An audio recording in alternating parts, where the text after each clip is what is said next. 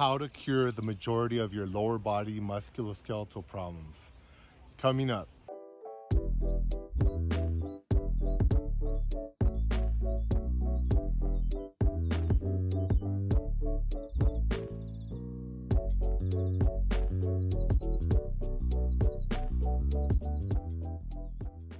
Hi everyone, this is Dr. Ernesto from Cowboy, and this channel we give you health and wealth tips to help you be more successful. Now I'm going to take you on a tour of one of my daily routines, and I'm going to explain why it has multiple health benefits and why I recommend it for just about everyone of all ages and all types of disabilities. So this is one of my favorite activities to do anywhere in the world: jungles, forests, the park by my house. Grounding. Walk around barefooted. Humans initially were always barefoot, so our feet were strong and they had a lot more prehensile abilities, kind of like monkeys, how they can use their feet to hold on to branches and their hands. We've lost that ability, and we've lost it even more because of shoes. Shoes actually weaken your feet and cause more musculoskeletal problems, like back problems, knee problems, hip problems. The reason being, think of it like this. I like to tell patients, think about if you had to wear gloves on your hands and you had to operate your iPhone, push buttons on your microwave and your remote and do stuff like that. It would be difficult. You would lose a lot of the strength and the sensitivity that your fingers have. So it's kind of the same thing with feet. Although we don't want to get poked by, insects, or in cities, pieces of glass and stuff like that. You just have to be careful. But I've actually never stepped on anything where I've gotten hurt. And the more you walk barefooted, the balls of your feet, the skin actually gets thicker. As it gets thicker, you actually don't feel anything. And when I've been in areas where there's indigenous people, like in the Amazon, their feet are really thick, and their feet look distinctively different than us. My feet obviously are very white and pale, so I don't get a lot of sunlight, and the toes are kind of bunched together. When you look at someone that's indigenous, their feet are a lot more like this. They're squared, they're spread out, because that gives you more of an ability to hold on to things. So there's more of a spread. Also, shoes, they kind of squeeze your toes together. So that actually causes more of the instability and more of the musculoskeletal problems that you have due to shoes. Now when you walk barefooted, it's an uneven surface. You have a lot of co-contraction, it's called, the bottom of your feet. Your feet have a lot of muscles. So think about walking with a shoe. Your shoe is absorbing all the shock. Look at these shoes I have, these wonderful shoes I got with all this air and everything. They look great, but really these are not good for you. Your body is supposed to be absorbing some shock, especially your feet. When you take that away from your toes, the balls of your feet, the skin actually gets thinner in the bottom of your feet and your muscles get weaker. So you actually end up with more instability. So that's why a lot of times, I used to run track and field, and I ran cross country and I ran marathons for 10 years. I did a lot of running. And anybody that runs knows that it's very common to have shin splints and plantar fasciitis, which is a swelling of the fascia. It's actually the tissue that holds the muscles together to the bones. If you think about when you're peeling a chicken and you're peeling the skin off the chicken, there's that white stuff that holds the skin to the bone and to the muscle. That's kind of like so you can move and the skin can glide over the muscles, not the bones, sorry. Tendons attach to bones. So when you are doing exercise in shoes, especially intensive exercise like marathoning and stuff, your feet are not working properly. So you tend to get a lot of fasciitis.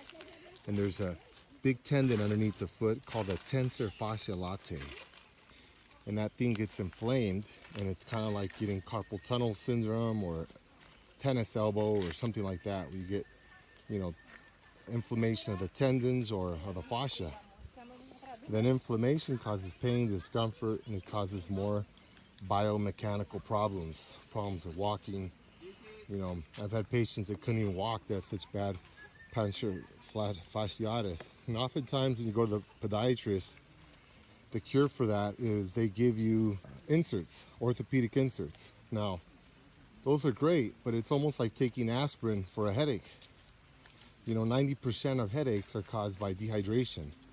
So if you have a headache, rather than taking aspirin or other, you know, pharmaceutical drugs that are not real good for you and can cause long-term problems, just drink some water. You know, water has a lot of benefits. So the same thing with plantar fasciitis, shin splints is actually in your shin here. And what happens is the muscle starts detaching from your tibia and your fibula, the bones are in the front, and you get a pain, and it's really hard to run. So again, these are all biomechanical problems that are caused due to abnormal gait, which is abnormal walking, which is caused by things like this, like shoes. These make you move really clumsy. Look how clumsy that is, and look at my foot. You know, in fact, when I don't walk barefooted, I'm flat-footed. Now, I'm not naturally flat-footed, but I've had 4 operations on this leg, so I obviously have a lot of biomechanical issues that I need to work on. So I end up flat-footed, back pain, knee problems, hip problems, take my shoes off, I start walking barefoot, and then as I walk barefoot, I build up the muscles underneath my foot, as you can see here.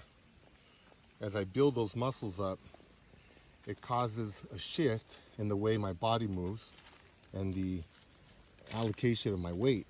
If you think about it, when you sit in your shoes, look how high the back end is. So that causes you to rock forward, which puts a lot more pressure on my knee. See how my knee even bent when I did that? So that causes issues. Whereas the natural weight distribution is supposed to be on your heel. That's why you have what's called the ball of your foot. See that? It's nice and fleshy and it's soft. That's my natural air, like Nike Airs. That is supposed to be where you're supposed to sit a lot of your weight and then distribute some to the forefoot, which are like your toes and the front pad of your foot up here. See that part? This part right here. So that and here, and this is supposed to be up in the air. And that's the way you're supposed to distribute your weight and walk. And that's the most biomechanically efficient way for humans to walk. Now, when you walk with this, look at how flat that is. There's no, especially with these thick pads, you know, a lot of times you think these pads are great for you. They're absorbing shock. There's no need to worry about absorbing shock unless you're running. In fact, running is not really good for humans. I always tell people, especially after 30, I wouldn't run at all. I just recommend walking and all sorts of other types of exercise, swimming.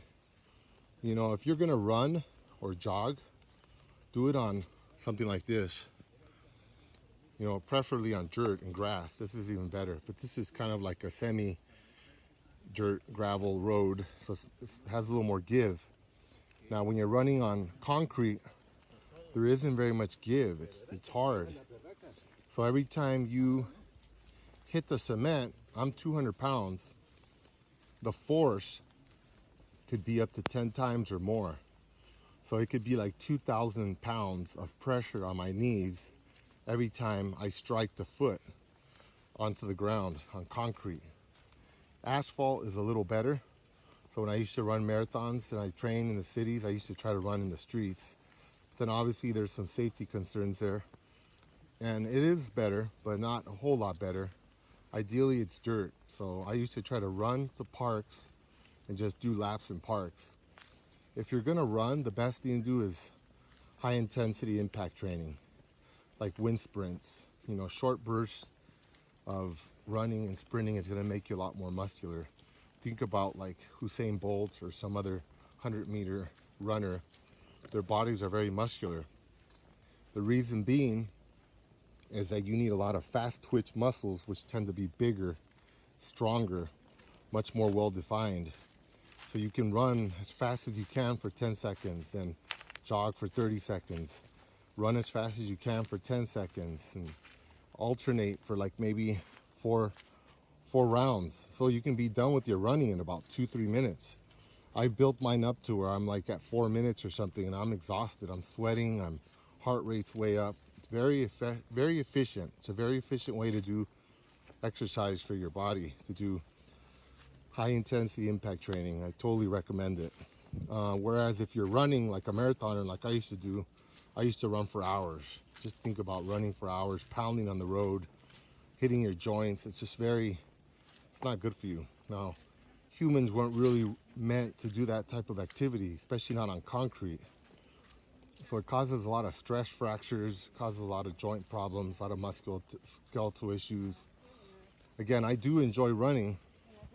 Running marathons and all that was a really nice experience, but I think it's caused a lot of my long-term issues, musculoskeletal issues. And what I've seen in the past 20 years treating patients is kind of the same thing.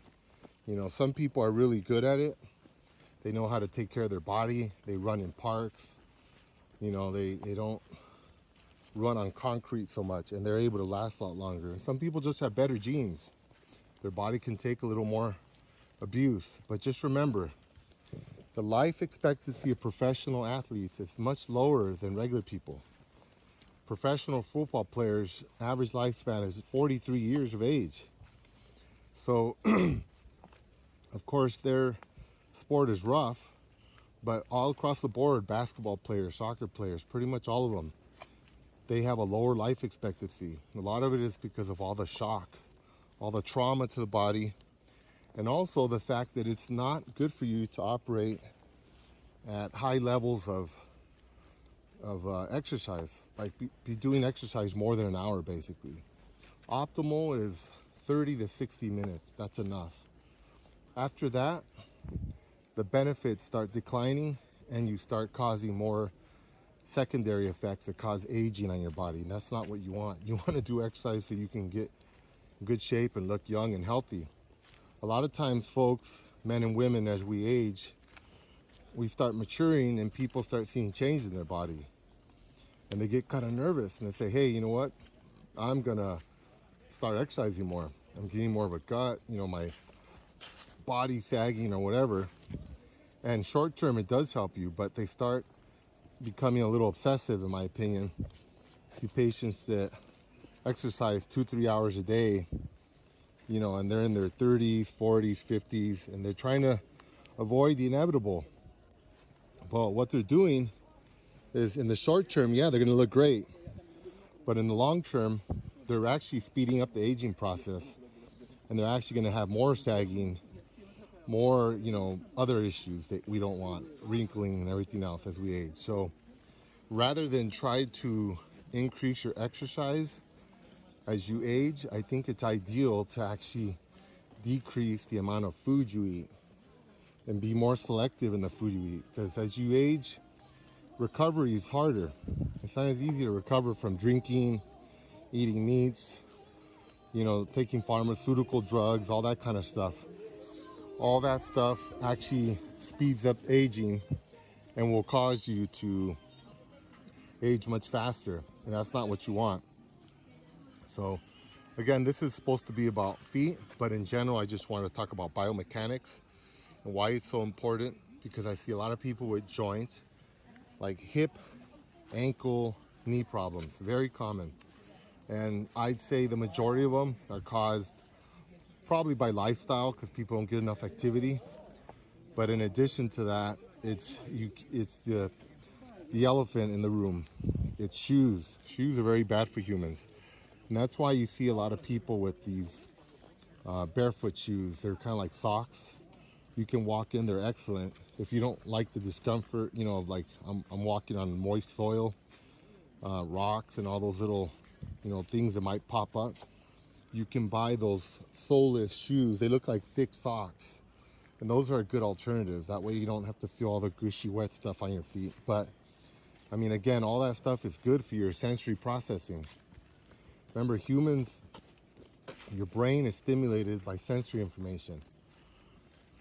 Proprioception, which is like body and space, touch, taste, smell, hearing, sight, all those types of things. So any type of learning that you do, whether you're reading a book for school, you're reading for yourself, you want to do multi-sensory learning. That's going to help you learn a lot faster. And your body, your biomechanics are kind of the same thing. Learning, remember, is not just about reading books. That's one aspect of it. But your body actually does motor learning and all sorts of other types of learning. So you want to train your neurological system. You want to train your musculoskeletal system. And obviously you want to train your brain. There's a lot of things you want to do, but you want to do everything multi-sensory. So I actually prefer not to use those soleless shoes because I miss out on a sensory experience. You know, it doesn't feel too bad to have a little dirt on your feet or some water or whatever the case may be. If I step on something gushy, I know it's probably a worm or something. I'm not going to look, but it doesn't feel bad. It doesn't hurt you. And the probability of getting infections of all that is not likely. Very low possibility. Now, if you have open wounds on your feet, then of course you shouldn't walk barefooted. You should probably just wait till it heals.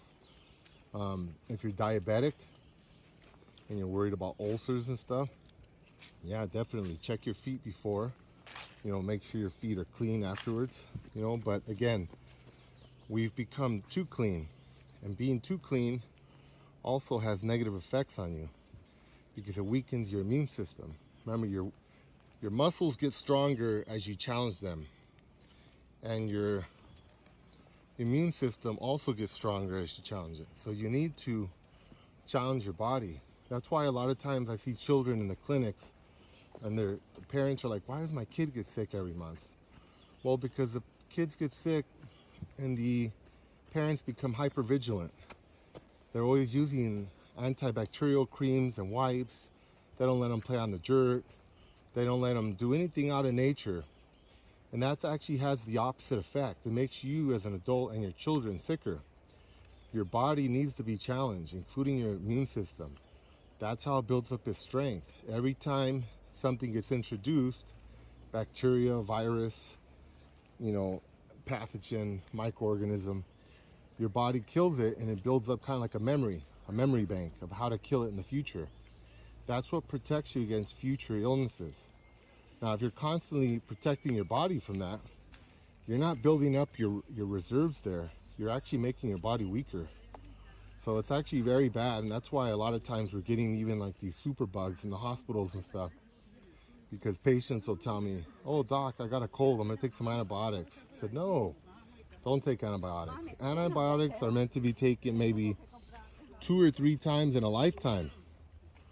You know, one of my friends just had appendicitis, so he took antibiotics. Well, that's a good reason, because you can get a system-wide septic shock. You can get infections. That's dangerous. You have some oral work done. You have teeth extracted. Sure, you need antibiotics. That's a good strategy, but you don't use antibiotics for everyday illnesses or even most respiratory infections. You know, I hear about people that get COVID, which is a virus, and then they take antibiotics. It's like, no, COVID is a virus. Antibiotics are for killing bacteria. So I weigh 200 pounds. My body has 10% of that in bacteria, which is 20 pounds of bacteria. Now, if I take a course of antibiotics, I'm gonna wipe all those out. That's gonna make my immune system weaker, my body weaker overall. And remember, a lot of things you eat, you start the process by chewing them, introducing saliva, which breaks it down. As it goes down your gastrointestinal tract, it breaks down further and further to a small enough component to where you can absorb it into your bloodstream. It goes and feeds your body. Well, believe it or not, bacteria also participate in that process. That bacteria will actually feed on the smaller components of the food, and then they give off byproducts, or their waste. And a lot of times those wastes are bacteria for humans. So they're beneficial to us. So taking antibiotics can wipe out all your intestinal flora, a lot of the bacteria in your body, and it can actually take you about 6 months to recover or longer. So again, you only take them when it's recommended by a doctor and for something that is really needed, not just because you got a cold or or something like that. So again, I hope that helps. I just want to talk a little bit about the biomechanics here of walking and why you should walk barefooted, why it's good for your immune system, why it's good for your biomechanics, it's good for your postural stability, actually makes you straighter. It's going to help straighten out your spine. And for older folks, oh definitely, I always tell them, please stop wearing socks in your house, walk around barefooted, anybody really, but especially older people that fall. As you get older, you lose your balance, so you need to improve your not only your balance but your body and space, your proprioception. Proprioception, think of it this way, it's kind of like closing your eyes and then bringing your index finger to your nose without looking at it. You know where your body is in space. Or not looking at your pocket and reaching into your pocket with your fingers, juggling around a bunch of coins and pulling out a nickel when there's pennies, dimes, quarters, half dollars, and dollars in there. So that's called proprioception, where you actually know where your body is in space. That gets developed as you walk barefooted. So your overall stability for walking, running, sports, martial arts, everything is going to improve. I've been practicing judo for, I don't know, over 20 years, and other types of martial arts, and almost all of them were barefoot, and for good reason. It gives you more strength, more stability, and you have better body and space, so you're more effective at your routines. So again, thank you for listening. I'm from Santiago de Cali, Colombia. This is Attaboy Cowboy. Thank you. Bye-bye.